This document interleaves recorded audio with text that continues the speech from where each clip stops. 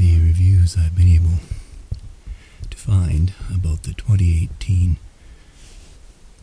reimagining of A Star is Born, latest of 4 Hollywood versions of this movie,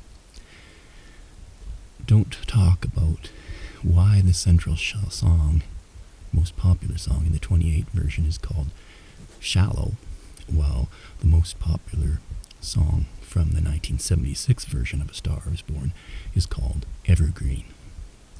This latest version seems to be a lot more shallow than the previous ones, because the previous ones made allusions to stories which were not nearly about the rise and fall of fortunes of 2 people, but about the rise and fall of nations. There were several allusions in the previous 3 movies to the biblical book of Esther, because that's the name of the character who becomes the star.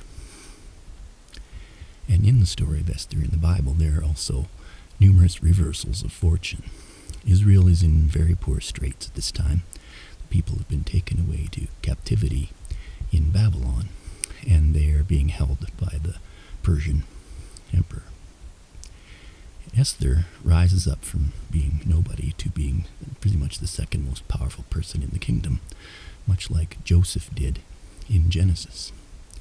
And there are links which are alluded to in the titles of modern movies. One of the precursor movies to A Star is Born, which was first made in 1937, is officially called What Price Hollywood from 1932, but there's another possible precursor movie to A Star is Born, and that is Evergreen from 1934, which also became the title of an extremely popular novel, which became the first of a 5-part series, ending in a novel called Heartwood. I thought this looked a little bit like I was inside the trunk of a tree, so I'd use the setup for that purpose, although Heartwood is, I'm sure, a little less spongy. Now, Evergreen is essentially a covert cloning story.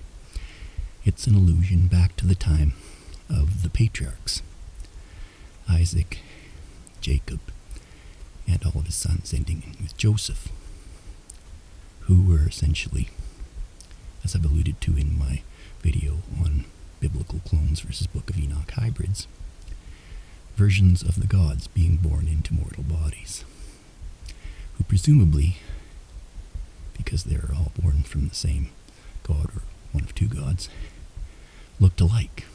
And this is the theme in the 1934 movie Evergreen. A woman has a daughter that causes her to retire from being a popular star. The daughter grows up and shows promise to be a star as well. And they decide to market her as if she is actually her mother. The mother and daughter are played by the same actress. And of course they look virtually identical. So they try to pass the daughter off as if she is evergreen, that is, that she has never aged. Strangely enough, this movie has not been remade in multiple versions the same way that A Star is Born has. But there are links, because the title movie from the 1976 movie was Evergreen. Also the most overtly Jewish in some ways of the movies, because it had Barbra Streisand in it. Judy Garland married a couple of Jewish men out of the 5 she married, but she was not herself Jewish. She was in the 1954 version. And in the 2018 version, Lady Gaga's character is called Ally, perhaps a pun on ally, and that she's not strictly Jewish, but perhaps working allied with some other powerful people in the entertainment industry. The whole set of movies is in one way a commentary on the story of Esther, who is not apparently overtly powerful, but rises to a position of power within a larger empire.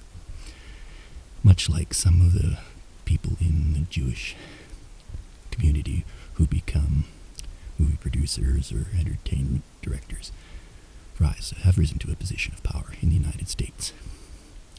The Werner family saga from the Evergreen through Heartwood series of novels by Belva Plain is a multi-generational story with some biblical connections.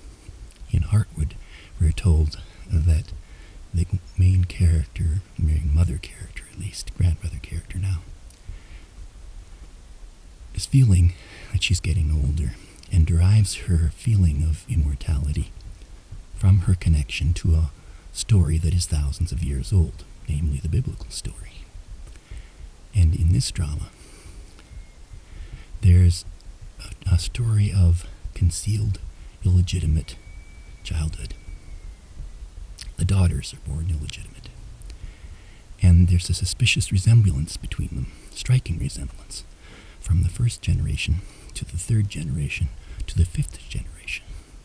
So 3 different women look alike, even though they are granddaughters of each other. The first one, then the granddaughter of her, and then the granddaughter of her all look alike, which should not be biologically possible. And the secret of an illegitimate parentage in the middle is kept through generations by only a handful of people. Many of the small number of people who learn this, or most of them, are men and die to keep the secret, conveniently for the plot, in ways that we today would deem suspicious.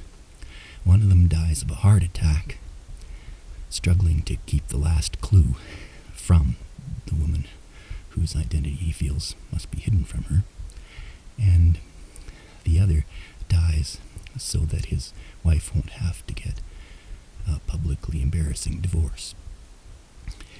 One dies in a plane crash, the other one dies of a heart attack. Both ways that we would look at today and say that perhaps something fishy was going on. In this case, it is something fishy because the author has contrived to make the story work out that way, for the purpose of hiding the illegitimate birth, or the illegitimate parentage. The overwhelming theme in the Werner family saga is that women must choose between the man that they feel is their soulmate and they love the best and their husband. And in the first case, the woman has a child by someone who isn't her husband.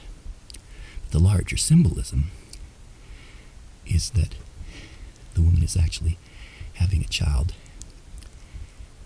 in the same way that the biblical patriarchs were conceived. They were conceived by someone who is not even mortal.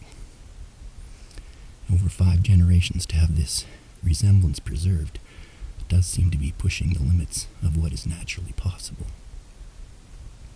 So the family saga is a repeat of the biblical story of Jacob and Isaac, Jacob, and Jacob's sons, but it's done with women instead of men.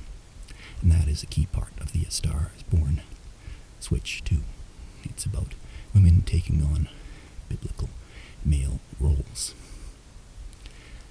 Now, what may have changed over the course of these 4 Star is Born movies is that the people involved are not so Jewish because there's not so much of a need for Israel to defend itself in entertainment as there was up until the 70s, because in 1976 Israel had recently survived a couple of major attacks on itself from surrounding countries, whereas today its position has not recently been challenged so much by overt invasion by its neighbors.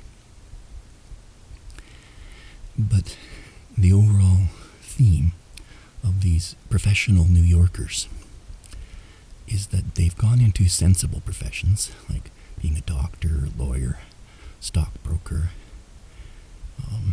community homemaker who becomes a media star in one case, because they aren't quite qualified in their eyes to be entertainers, but they do want to be, in a sense, and one of them almost does. He's a very talented pianist, a child prodigy at it, but he doesn't end up pursuing it because he's not the absolute best. He's close, but not quite. So there is this urge to be in the entertainment business, even in this collection of novels about people who become urban professionals in New York City, Jewish ones mostly. There are also people who have their roots in Germany and Poland, who are part of the multi-generational story. But this relates to today's story, in that it's much like the stories we see now about powerful people. And underneath it, these undercurrents of old stories being acted out over and over. And underneath it, the search for immortality, which is the thing that is most kept secret